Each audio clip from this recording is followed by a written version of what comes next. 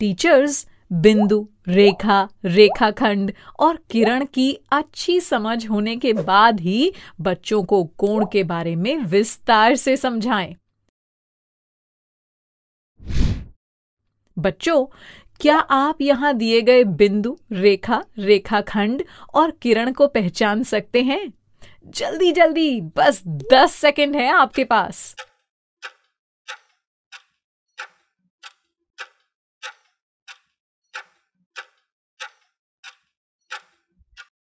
चलिए जल्दी से अपने उत्तर मिलाइए और देखिए आपने कितने सही जवाब दिए हैं। तो पहला है बिंदु और इसे हम पढ़ेंगे बिंदु ए। और ये है असंख्य बिंदुओं को मिलाकर अनंत तक फैली रेखा। इसका कोई अंत बिंदु नहीं होता, इसलिए इसके दोनों सिरों को तीर के निशान से दर्शाया जाता है और रेखा AB को हम इस तरह दर्शाते हैं। अगला है अनंत तक फैली रेखा का एक छोटा सा हिस्सा या खंड, यानी रेखाखंड। ध्यान से देखो इसको, 2 अंत बिंदु है ना, इसलिए रेखाखंड AB को हम इस तरह दर्शाते हैं। और आखिर में है किसी एक बिंदु से होकर अनंत दूरी तक जाने वाली रेखा यानी किरण। इसलिए एक अंत बिंदु से शुरू हुई किरण के दूसरे सिरे पर तीर का चिन्ह होता है और इसे हम इस तरह दर्शाते हैं। बहुत बढ़िया।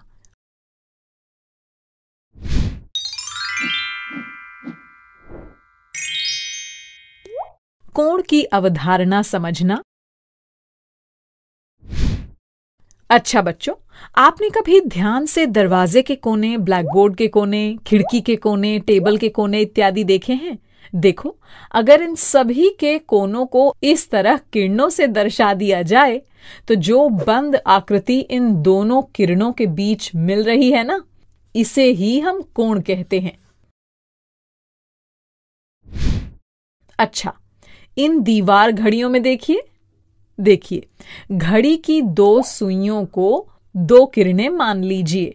इनके बीच भी तो एक बंद कोने जैसी आकृति यानी कोण बन रहा है ना?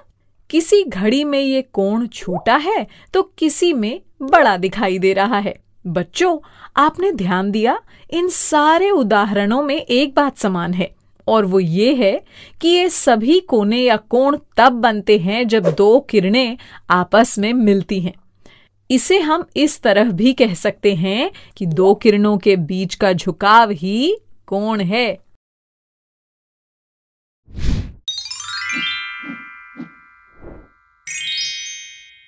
कोण के शीर्ष तथा भुजाओं की पहचान।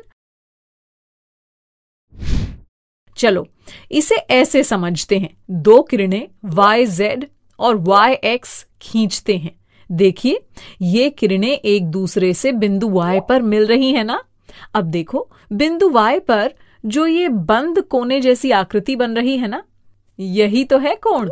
अच्छा, अगर ये दोनों किरणें आपस में ना मिलकर अलग अलग खींच दी जाएं तो क्या तब भी कोण बनता? नहीं ना, क्योंकि कोण बनने के लिए 2 किरणों के बीच बंद आकृति या कोना बनना जरूरी है। बच्चों, जिस तरह से हम बिंदु, रेखा, रेखाखंड और किरण को नाम देते हैं ना, उसी तरह से हम कोण को भी नाम देते हैं, जिससे ये समझने में कठिनाई न हो कि हम किस कोण की बात कर रहे हैं। चलिए देखते हैं कैसे। वो बिंदु जिससे दोनों किरणें निकल रही हैं, यानी बिंदु Y, इसे हम कहते हैं शीर्ष। और ये दोनों किरणें यानी YX और YZ कहलाती हैं भुजाएं, या फिर भुजाओं को ZY और XY नाम भी दे सकते हैं, एक ही बात है। तो बच्चों, इस प्रकार किसी भी कोण में एक शीर्ष और 2 भुजाएं होती हैं। चलिए इसे समझने के लिए एक और उदाहरण लेते हैं। अब इस कोण में शीर्ष है बिंदु A और यहां भुजाओं के नाम हैं AB और AC या BA और CA।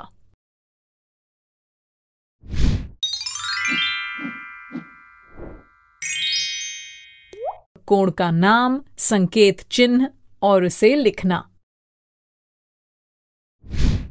अगर किसी कोण को हम छोटा कर दें और छोटा कर दें और भी छोटा कर दें तो ये मिल गया हमें कोण का छोटा रूप। बस यही छोटा रूप ही तो कोण को दर्शाने का संकेत है। जैसे कि हमने अभी समझा था कि दो किरणों के बीच की बंद कोने जैसी आकृति कोण कहलाती है, इसलिए कोण का नाम लिखते समय हम शीर्ष को भुजाओं के बीच में लिखते हैं। अब जैसे इसे देखकर हम कह सकते हैं कि ये कोण AO और OB भुजाओं के बीच शीर्ष O पर बन रहा है, तो हम इसे ऐसे एंगल AOB लिख सकते हैं और इसे पढ़ते हैं कोण AOB। बच्चों, कोण को भी रेखा या किरण की तरह किसी भी सिरे से पढ़ सकते हैं। जैसे इस कोण को हम कोण AOB के साथ साथ कोण BOA भी पढ़ और लिख सकते हैं। बस इस बात को याद रखना कि शीर्ष हमेशा बीच में ही आएगा। तो कोण AOB का शीर्ष है बिंदु O और भुजाएं हैं AO और OB। समझ गए ना?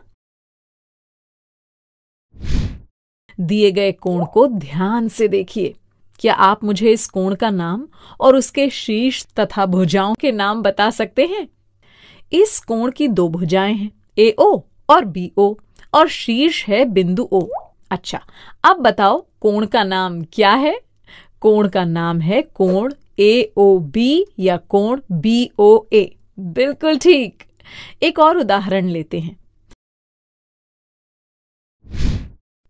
जल्दी से इस कोण की भुजाएं बताइए। हाँ, MN और ML। शीर्ष है बिंदु M और कोण का नाम है कोण NML या कोण LMN। शाबाश। देखो बच्चों, यहां पर एक चित्र दिया गया है। इसमें जितने कोण बन रहे हैं, क्या आप उनका नाम ले सकते हैं? चलिए नीचे से कोण ढूंढना शुरू करते हैं। ये है कोण ABC, ये कोण FED, ये कोण EDC, ये कोण XYZ और ये कोण MNZ। और बताओ, कोई और कोण बन रहा है क्या? ये देखिए, ये रहा कोण NZC, कोण CZY और ये कोण NZY।